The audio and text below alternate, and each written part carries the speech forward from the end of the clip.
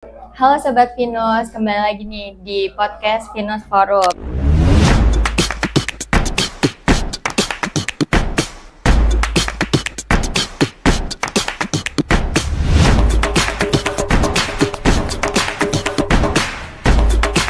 Nah, kali ini saya bersama sosok yang sangat berpengaruh dalam pembangunan Kabupaten Bogor, yaitu Ketua DPRD Kabupaten Bogor, Kang Sastra Winara. Apa kabar, Kang? Baik, alhamdulillah. Mbak Sesi sehat. Alhamdulillah sehat. Oke guys, kita akan mengenal lebih dekat perjalanan beliau dalam dunia politik nih. Tantangan dan pengalaman selama jadi anggota Dewan itu gimana, hingga harapan untuk Kabupaten Bogor di tahun ini. Kang Sastra bisa diceritakan nggak apa yang membuat Kang Sastra tertarik untuk masuk ke dunia politik? Apakah ada momen atau mungkin inspirasi yang khusus sampai Kang Sastra akhirnya masuk ke dunia politik sampai jadi Dewan sekarang? Nah, dulu ceritanya nih ya, saya ini keluarganya memang bukan keluarga politik. Tapi ketika dulu saya ikut dengan Bapak Presiden di awal tahun 2009, saya ikut sama beliau jadi anak buah beliau.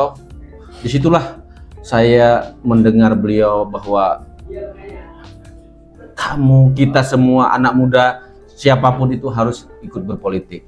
Karena kalau kita tahu hari ini Pak Prabowo itu sangat konsen dengan pembangunan yang ada di Indonesia dari 2009, 2014, 2019, dan 2024. Nah, setelah saya ikut beliau keliling dari Sabang sampai Merauke, keliling beliau ngasih kuliah umum di kampus-kampus, mendirikan partai dan lain sebagainya. Disitulah mulai ketertarikan saya Sastra Winara bisa terjun ke politik, karena melihat ternyata kalau kita mau membangun, kalau kita mau merubah, kalau kita mau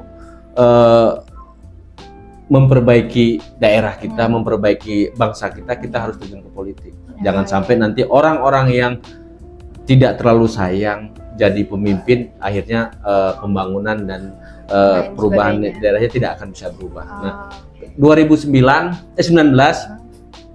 saya diperintahkan oleh Pak Prabowo untuk ikut kontestasi Pileg di tahun 2019. Nah, disitulah pertama saya ikut langsung terjun ke politik, dan alhamdulillah menang. 2019 saya menang dari Dapil 5 Kabupaten Bogor daerah Barat, Luiliang, Jasinga, Tenjo, Parung Panjang, dan Rumpin. Sukajaya ada 9 kecamatan, adalah Dapil 5. Di situ 2019 awal saya ikut kontestasi Pileg. Nah, disitulah dikasih amanah oleh partai menjadi ketua komisi 3 2 tahun setengah, ketua komisi 2 tahun setengah. Disitulah awal karir saya di politik. 2024 diminta lagi, nyalon lagi di dapil yang sama.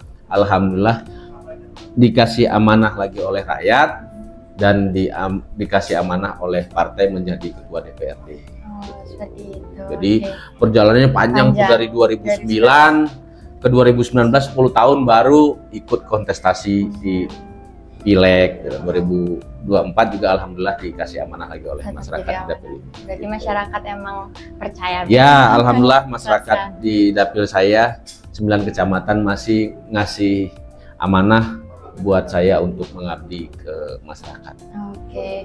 Selanjutnya, selama bertugas sebagai anggota DPRD ini, tentu kan pasti banyak pengalaman. Ya. Nah, ada nggak sih beberapa pengalaman yang menurut Bapak itu paling menarik atau berkesan mungkin? Nah, pengalamannya itu dari 2019 itu sampai 2002 pertama kali dilantik tanggal 28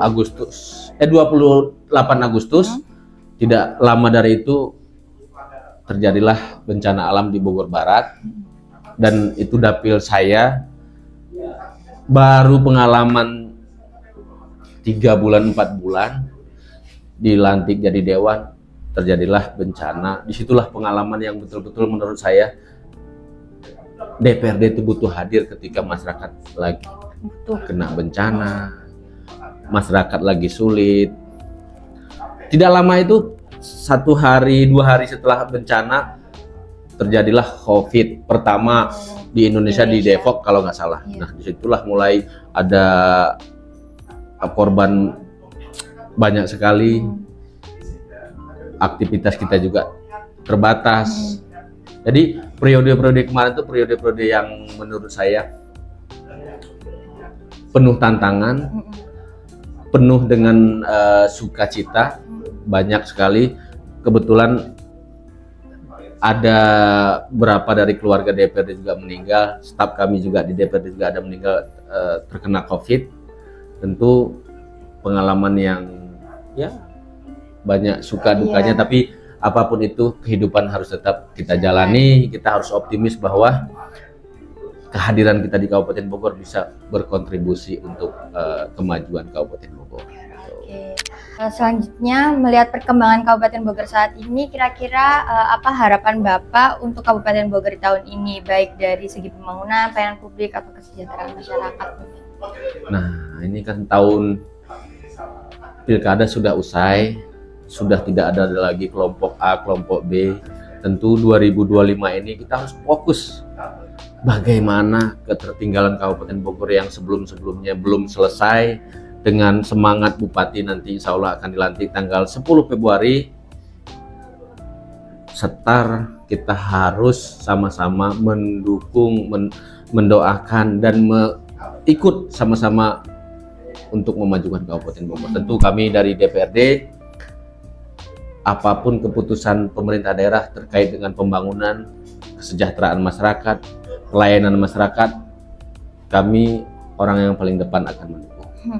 Untuk itu, makanya semangat kita hari ini semangat perubahan, semangat pembangunan, dan segera kita harus tuntaskan permasalahan yang ada di Kabupaten Bogor. Saya kira itu. Oke, terima kasih Bapak atas terima kasih Mbak Sesi.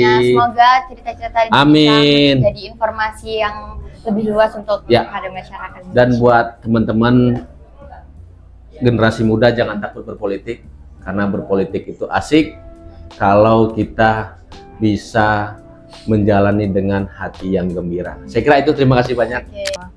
Jangan lupa untuk ikuti terus podcast Venus Forum yang selanjutnya. Sampai jumpa kembali.